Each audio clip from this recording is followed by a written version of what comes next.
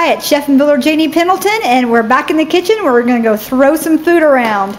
This is just like a chicken casserole with little baby corns in it. I love this, and it's got the mushrooms, it's got the homemade mushroom soup in it, or you can even buy the soup. I like to make my own cream of mushroom soup. I don't buy soups anymore. I, of course, can just about everything. I got rid of anything that was pretty much canned.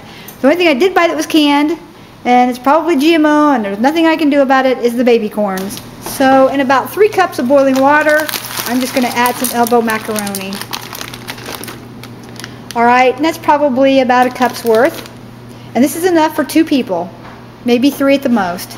So you can double this. And we don't even want to cook that through all the way. We're probably going to boil maybe 9 minutes, because this is going to go in a casserole and into the oven. And it will finish cooking in the oven. Now I'm going to set my oven at 375. Now in a hot skillet, I might have got it a little bit too hot since I was recording. Let me see that. That's not too bad. I'm going to put in a little bit of olive oil. We're going to add, like I said, if I had the clove of garlic chopped, I would have added that. We're going to add our onion. It's a little too hot. We're going to add our celery. And we're going to add our red peppers. I'm going to blend that together here. And we're just going to cook this until the celery and the onions are a little translucent. About 3 minutes. Doesn't take very long. The pan's hot. Keep an eye on it. Another little baby carrot. That's perfect. That'll cook quick. Some diced squash. But I'm just making this up as I go. And that's the best way to cook, isn't it? Love squash. There, that added some nice color to that. Look at that. Isn't it beautiful? Yellow bell pepper would have been pretty in that. Now we're just going to add some fresh ground pepper, fresh ground sea salt. I'm going to add a little bit of this celery salt. I'm going to add some of my garden's fresh thyme. Roll that between my fingers here. Put that in just like that, maybe a little bit more. That smells so good right now. And I have some fresh sage here. Last of it from my garden. Here we go. Okay, at this stage, we're just going to add some black olives to this.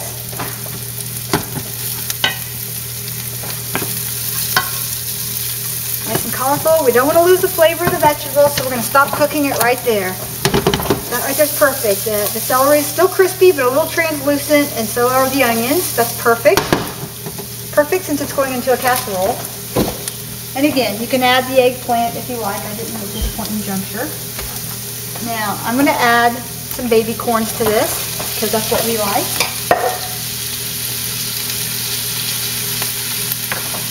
Add some fresh mushrooms over here, what we can get picked up over here on the side. Would be good in this right here would actually be some dehydrated mushrooms. That would be good. Let's blend all that together. Let's crank our heat back up. So now I'm going to add my pre-canned chicken in my chicken broth, okay? And I'm going to reserve the broth because I don't know how much of that I'm actually going to need. I'll tell you what, I'm just going to throw it all in. I'll make a little thickener for it. There you go. Inside my canned chicken, see the broth floating on top? I just added some gluten-free flour. I'll pour that right in on top of that, right there. Be quick about it. There we go. All out of there. Gonna kind of break up that chicken a little bit. Like I said, this is my home canned chicken. You can go right here, right there, and I'll put the recipe for how I can my chicken breast. And this is really great to have on hand, and at about $1.50 a pint versus, you know, $2 or $3, if not more, for a little bitty. I think what size are the cans? Okay, so for little bitty 12 ounce jars, you know. Okay, there. I'll turn this back down. You can see that had a nice thickened base on it now. Like I said, this right here would be great right here, just to slip right here, this into a pot pie shell. This would make a really good pot pie, just like this right here. But I make my own cream of mushroom soup. And that's some leftover from yesterday. And that's just about right. You can put in a whole pint jar, but about a half a pint. That's plenty. I'll blend that in. I don't want to ruin the color or the taste of this dish by dumping in too much of my homemade cream of mushroom soup. Or my homemade cream of chicken soup. That would work as well. Homemade cream of celery soup. I'll have to make that for you and show you how I make that. There's several recipes for it on YouTube if you want to try to find that. It's all over the internet. I probably do put things in my cream soups that a lot of people probably don't, but seeing how I have to be gluten-free, I make mine with gluten-free items. Alright, I went ahead and opened up another jar, and I actually put some more in. I thought it needed it.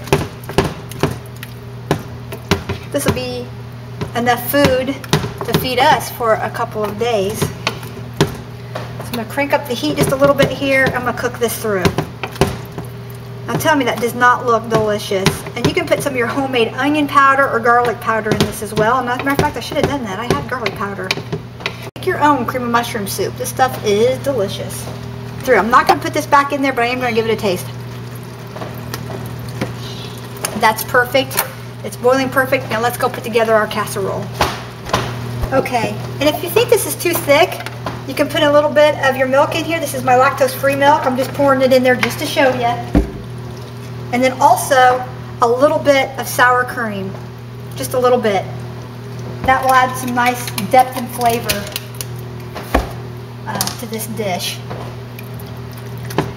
Give some nice creaminess to that. You can even put a little cream cheese in here if you wanted to. Alright, we're going to blend that together. We're going to carry it over there with our pasta, with our elbow macaroni, and we're just going to put this together in a glass dish that's been a little bit of butter spray or pan, whatever your choice preference is. And we're going to pop this in a 375-degree oven for 20 to 25 minutes until it's nice and heated through. And the flavors have had a chance to combine. Okay, we're going to hit that with a little bit of the butter spray.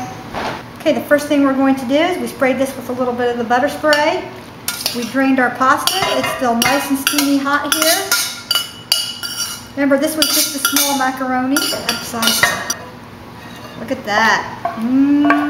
Lordy, lordy, lordy, lordy, lordy. That looks delicious. I wish you could smell my kitchen right now with all these vegetables and all the herbs I put in here.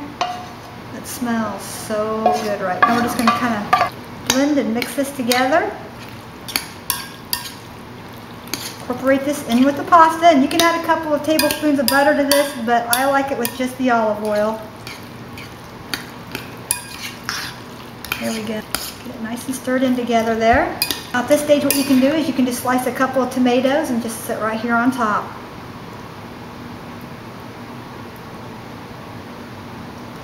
Got some nice ones here from the garden.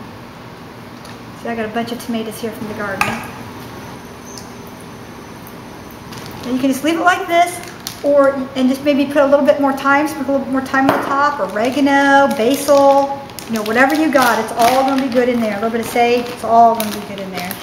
But I like a little bit of this Monterey Jack cheese, and I'm just going to sprinkle on just a little bit. I don't want the cheese to overpower all these vegetables and olives and tomatoes and things. Just a little bit. And again, we're just going to sprinkle on a little bit more thyme.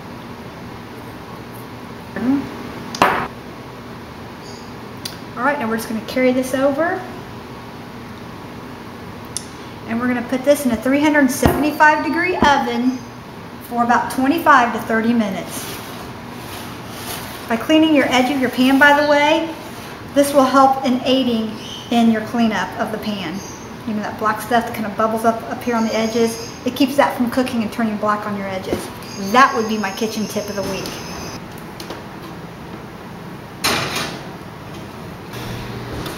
Okay, question of the day. Are you a peeker? Do you open up and peek? Sorry. But yeah, I'm a peeker. 7 more minutes and dinner will be ready. Okay, this is done and we're going to dish some up and feed hubby. Let's see how he likes it. Dinner's ready.